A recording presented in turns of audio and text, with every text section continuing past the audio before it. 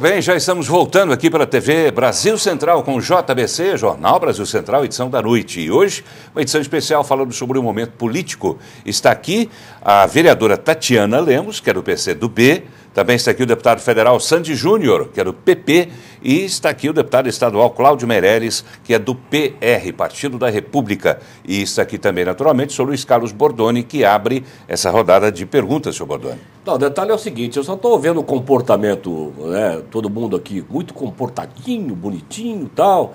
Não, como vai Vossa Excelência, tudo bem e tal. Deputado Cláudio Meirelles, Assembleia Legislativa deixa a desejar. Não, tinha começar que ser pela logo Assembleia. em mim. Ué. Não podia começar com outro, não? Não, posso começar com outro.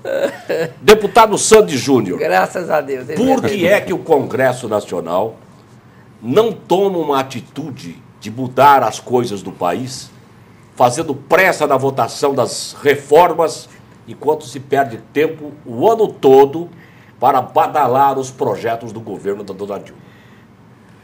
É porque o Congresso Nacional, ele é controlado, a verdade tem que ser dita, pelas lideranças políticas e pelo Executivo. Só volta o que o Executivo quer. E as grandes reformas, como por exemplo a tributária, que afetaria muito o nosso estado, que é o estado de Goiás, nós ficamos quietos, porque se for mexer nós vamos perder. Qual é a grande indústria que quer vir para Goiás sem incentivos? Então a gente fica na nossa, quietinho, né, para não ter um prejuízo maior. O tempo vai passando, o primeiro ano já foi, o segundo ano, se a presidenta não fazer reforma, não vai fazer, que é ano de eleição, e graças a Deus para Goiás vai continuar como está. Mas se for lá, a reforma tributária, pela análise do senhor, tem que ficar parada, quieta, não pode mexer? A reforma tributária tem que fazer aquela reforma que mexe no bolso da gente, nós que pagamos impostos. De janeiro ao final de maio, pagamos 5 meses de impostos, nós. Tá, tudo Agora, bem. Se a gente for falar no o tanto que Goiás cresceu, dando incentivos para que indústrias viessem para cá. Se houver uma reforma tributária da forma que o governo quer, nós vamos perder, porque ninguém vai sair do eixo Rio-São Paulo sem incentivos para interiorizar o Brasil. Mas aquela proposta feita por Sandro Mabel, que relatou o projeto, também era prejudicial a Goiás? Goiás iria perder, não muito, né? Até porque o Sandro Mabel é empresário, é daqui. Mas eu acho o relatório dele era uma coisa, agora passar é outra completamente diferente. Pois é, mas mesmo o relatório seria prejudicial a Goiás? Não, o relatório dele não é prejudicial. Agora, resta saber se passaria o relatório dele, seria aprovado pelos 513 deputados, porque mexeria com interesses de Goiás, do Mato Grosso, principalmente do Nordeste, e com a união dessas bancadas, é o que está acontecendo agora, com os royalties do petróleo. As bancadas todas estão unidas contra Rio de Janeiro, Espírito Santo, São Paulo, para assegurar o petróleo. Getúlio Vargas já dizia, né? O petróleo é nosso. Então, por que só que alguns estados, 2 ou 3, têm que ser beneficiados? Então, o presidente Lula vetou, esse veto vai ser votado um dia. Aí sim. Tá, mas vamos lá, vamos retomar a história que o senhor falou da denúncia séria. Quer dizer que o colégio de líderes governa o país junto com a dona Dilma. Nós não temos o Congresso Nacional, é um bando de bonecos enfeitados que estão lá. Mas aí entra também, Bordoni, os governadores de todos os estados que não querem perder. Então, o governador, como é que você vai bater de frente com o seu governador? Onde o governador fala, olha, aí nós vamos perder. Aí você vai falar, não, a reforma acima de tudo, que dane-se o meu estado, ninguém é maluco de fazer isso.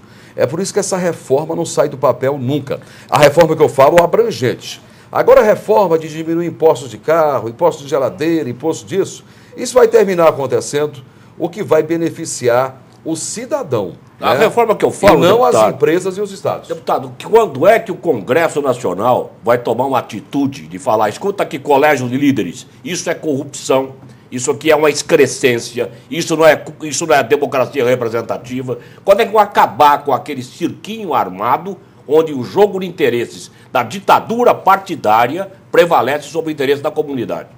Olha, nem a reforma política passa. Porque a reforma política, onde o partido indica que o primeiro é o fulano, o segundo é o ciclano, na lista, votar em lista, isso não passa também não. Então, são duas reformas que, desde que eu me entendo por gente, olha, tem que fazer a reforma política, algumas foram feitas, mas tem que fazer a reforma tributária, essa contextual, essa que atinge os estados, os municípios, onde muita gente vai ter que perder, a princípio, com promessas de ganhar no futuro, essa não chega tão fácil, porque não é de interesse dos governadores, dos prefeitos, e no caso, se não é do interesse dos governadores e dos prefeitos, não é também interesse de deputados, que deputado nenhum e senador vai brigar com seus governadores e com seus prefeitos. E não é do interesse também do governo federal. Isso acontece em todos. Vamos mudar de assunto, quer dizer, desculpe, Bordoni, mas vamos ouvir também o Cláudio Meirelles e a Tatiana para saber, é assim mesmo isso que Santos falou e que o Bordoni provocou? Quer dizer, os parlamentos estão agachados? É assim na Assembleia, deputado? Olha, eu sou um crítico na Assembleia porque muitas coisas são resolvidas basicamente com o líder do governo. A imprensa mesmo divulgou tempos atrás a minha discussão pública com o líder do governo. Não trata-se nada contra o deputado Helder Valim, muito pelo contrário, respeito, foi meu colega desde Câmara Municipal, mas as coisas às vezes são discutidas no gabinete fechado e já vem a coisa decidida, não se discute com a base, né? Não se conversa com os deputados. O líder fala e todo mundo acata. Eu, por exemplo, fui acostumado lá na Câmara, muito diferente. A Câmara sempre foi mais polêmica, as coisas da Câmara Municipal é bem mais polêmica, as coisas são mais discutidas, né? E eu tenho uma dificuldade de se adaptar a isso na Assembleia Legislativa. Eu quero ser ouvido, eu quero falar, eu quero discutir todos os processos. Até porque, quando o eleitor me para na rua e me pergunta, certo, eu não tenho como responder, porque tudo é discutido pela liderança. Isso é um costume que os parlamentos têm nos estados e a nível federal. Já no município a coisa é diferente. Os problemas acontecem mais rápidos, acontecem mais. Uma ponte para cair numa rodovia, uma ponte uma vez ali, outra acolá. Agora em Goiânia não. Goiânia todo dia tem acidente, todo dia tem problema, todo dia tem problema de trânsito, problema de saúde. A Câmara ela é bem mais atuante do que qualquer Assembleia Legislativa e que qualquer Congresso Nacional. O senhor está com saudade? Quer voltar para lá? Não, não se trata de voltar para lá. Eu acho que todo cidadão quer subir um degrau. Mas eu tenho saudade, sim, da Câmara Municipal, porque era muito mais disputada, era muito mais ardente e você fica mais próximo da população. É assim, vereadora? Agora, e a Câmara não é agachada também, não é submissa ao poder? Olha, a Câmara é o mais próximo da população, né? Os vereadores são os mais próximos da população. A Câmara, eu acho que falta entender mais, Paulo, que é um poder independente. Né? Eu acho que muitas vezes se mistura ali, sabe, Bordoni? Assim, onde que entra o poder executivo, até onde vai, até quem é o poder legislativo.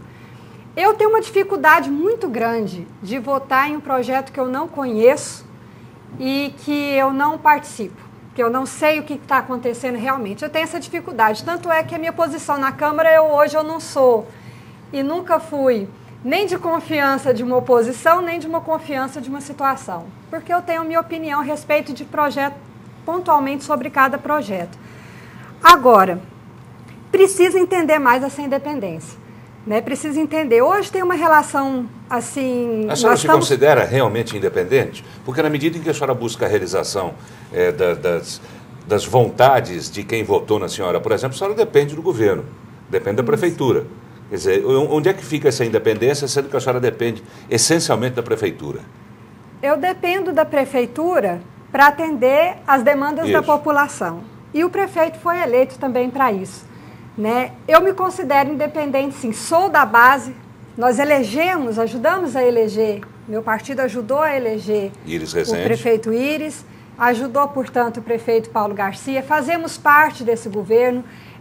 Temos as mesmas opiniões no sentido maior da questão política, então nós fazemos parte desse governo, né? Ajudamos inclusive a elegê-lo. Agora, nós contribuímos, inclusive com críticas, a gente não pode deixar de criticar. Goiânia é uma cidade grande com grandes problemas, você não pode fechar os olhos e fazer uma situação cega ou uma oposição também cega. Né? Nós contribuímos, inclusive, com críticas, criticando aí o problema do transporte, que é um absurdo como está o transporte hoje em Goiânia, né? O problema da saúde. A população reclama isso. Trânsito. Né? O trânsito. Né? O trânsito é um problema das grandes cidades, é uma questão complicada, né? Ainda mais que nós não temos um metrô. Goiânia já merecia há muito tempo ter um metrô, e eu falo metrô mesmo, né? Que esse trem de superfície é complicado, que acaba que atrapalha ali a cidade, o crescimento da cidade. Então, nós contribuímos até com críticas. Eu me considero da base do prefeito Paulo Garcia, mas eu só voto em projetos realmente que eu estou convencida que são melhores. Eu tento... Nós temos 3 totós, né, no parlamento, né? O totó nacional, o totó estadual e o totó municipal, onde o dono vai... Vem todo mundo abanando o rabinho, vamos obedecer ali a ordem, porque é aquilo ali e tal. A dona Dilma manda, todo mundo faz. Congresso de líderes do bolso decide em nome de 513 deputados e de 81 senadores, né? É uma coisa na Assembleia Legislativa, onde o Palácio das Esmeraldas toca o apito, todo mundo vai lá e bonitinho. Aí a oposição que existe lá... Independente de quem seja o inquilino do palácio. Né? Independente. É assim mesmo. É assim mesmo. É assim mesmo. Muda o ocupante, mas a situação é a mesma. Não, e aí chega a oposição na Assembleia, a oposição da Assembleia que está paga para ficar calado, que foi a antecessora, né? Que fez tanto estrago do passado que não pode falar mal do presente, né? Então, mas ela fala, né? Tá lá e fala. É o papel dela fazer isso, né? Mas todo mundo agachado. E na Câmara Municipal, sei lá, mesmo chose. Porque lá até o partido do presidente da Câmara manda na Câmara. Mandaram um pedido para tomar um mandato de um vereador lá, quando o TRE tem que dizer se o cidadão tem um mandato ou não tem. Não o seu Irã Saraiva, não é verdade? Então, são coisas que não dá para entender. Na Assembleia do senhor Cláudio Meireles, por exemplo, a situação está lá. O líder do governo defende o governo, mas não chama a base para defender. O governo apanha todo dia. E os aliados calados, quietinhos. A oposição bate todo dia. Eu não sei o que eles fazem lá. Não teve sessão essa semana. Você não disse agorinha que todo mundo fica calado e agora está dizendo que a oposição bate? A oposição foi feita para isso. A oposição foi feita para criticar e a situação... Mas você acabou de dizer que a oposição bate. A oposição, ela deixou mesmo muito a desejar no governo de Alcides Rodrigues, quando, na verdade, praticamente não existia oposição. Existia oposição ao senador Marconi Perillo, né? Agora, em relação, por exemplo, a esse governo, não, existe sim, está lá o deputado Mauro Rui fazendo crítica, o deputado Baguinho fazendo crítica, o deputado Francisco Geda fazendo crítica. Eu acho que é salutar. Imaginemos só se não existe oposição. Eu acho que o Partido dos Trabalhadores, quando foi oposição a Fernando Henrique Cardoso, somou muito para o país, como agora o PSTB tem feito críticas ao governo também. Soma. Imaginemos nós numa situação que todo mundo pensa igual.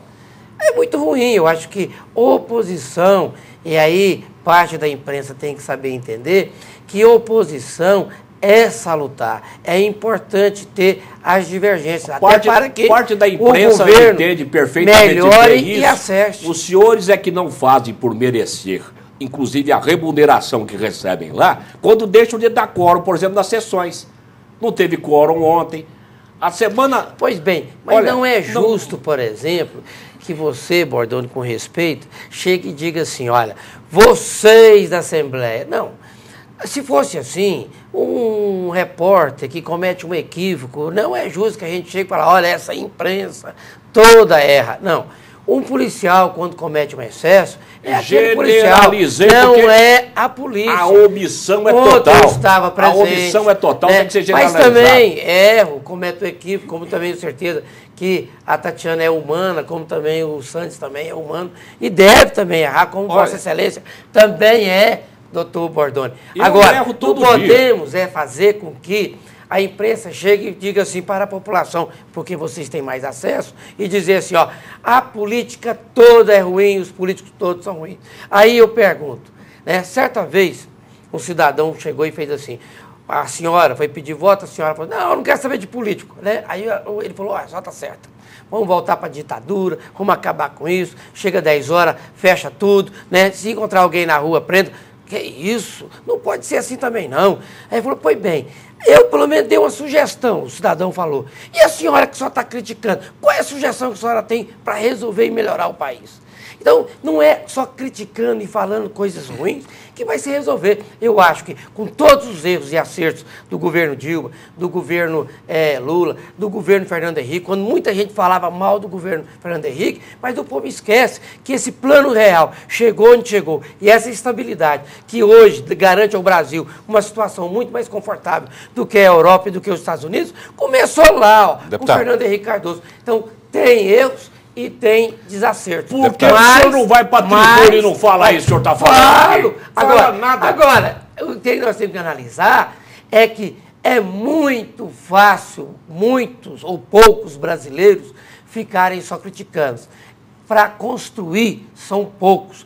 Vamos somar. Por que Vossa Excelência, no lugar só de criticar, não vá, por exemplo, se candidatar a vereador, deputado estadual ou federal? E quem sabe, começando do senhor, as coisas começam a melhorar. Criticar é fácil. Não, criticar... Primeiro, a oposição tem o direito da crítica, como o jornalista também tem. Exatamente. Fácil. É fácil, é claro. Eu acompanho o cotidiano lá, as coisas importantes, fundamentais, não são discutidas. A veemência que o senhor usou aqui, o senhor não tem usado na Assembleia Legislativa. Olha, que isso não tem me acompanhado. Nem para defender. O senhor estava, esses dias atrás, eu fiquei sabendo, em Nova Veneza.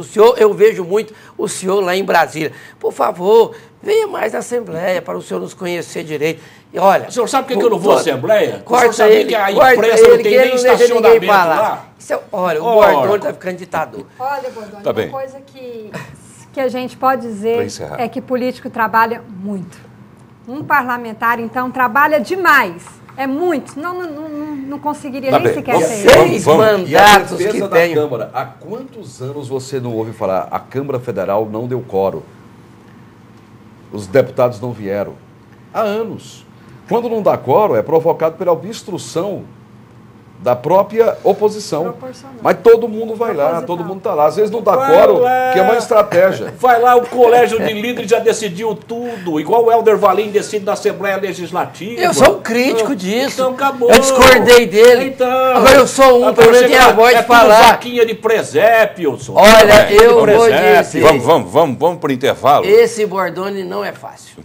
Não, tem dó. E o relógio também é implacável. Eu vou lançar minha candidatura, então. Pronto. Tem dó. A gente vai para um rápido intervalo e chamando antes um túnel do tempo. E nesse túnel do tempo, revendo momentos do esporte. Quem viveu a época se lembra, né, de Phil Maravilha, né, que foi um jogador bastante polêmico. Você sabia que eu encontrei com ele em 94 na Copa dos Estados Unidos e saí com ele num Fox, que é um carro, que é um Voyage, só que é preto. E o Phil Maravilha entregando pizza. E eu fui com ele entregar pizza. Pode uma coisa dessa? Pois é, e foi ídolo, né? Mereceu até a música do Jorge Ben, hoje Jorge Benjó. Reveja uns trechozinhos de lances de Phil Maravilha e ele próprio ali na intimidade também. Confira.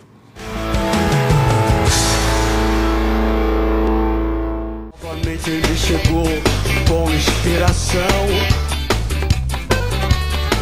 com muito amor, com emoção, com explosão e